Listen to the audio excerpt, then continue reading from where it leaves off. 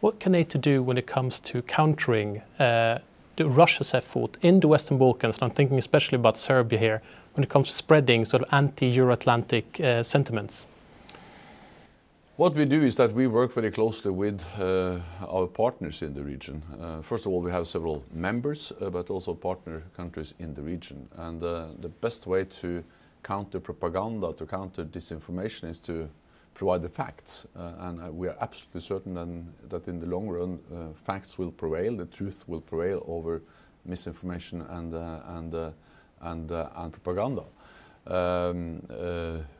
We also strongly believe that we need a free, independent press. I strongly believe that journalists are playing a key role, and they have to ask the difficult question, they have to check the facts, make sure that misinformation or disinformation is not something that can prevail.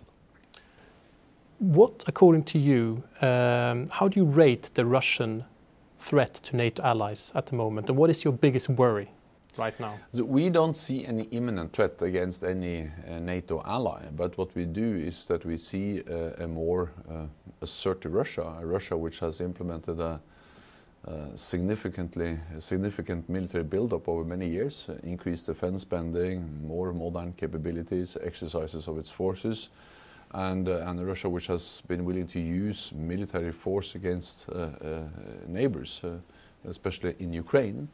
And therefore we have responded in a proportionate, measured way, but with high readiness of forces. We have tripled the size of the NATO response force to 40,000 troops, and also by increasing our military presence in the eastern part of the alliance with battle groups in the Baltic countries and Poland, and also some increased presence in the southeast of the alliance. So is something to worry you particular when it came to NATO-Russia relations right now?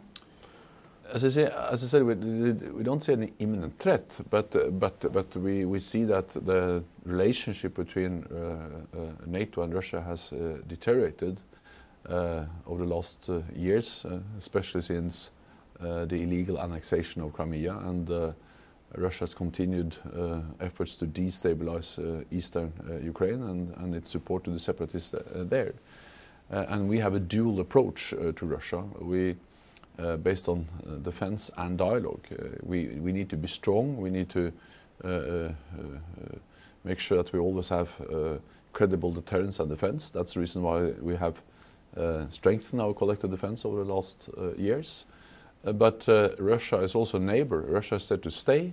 NATO doesn't want a new Cold War. We don't want a new arms race. Therefore, we also reach out to Russia for political dialogue. We have kept the channels for political dialogue open. We also military lines of communication, because we would like to do what we can to reduce tensions and to improve the relationship with Russia.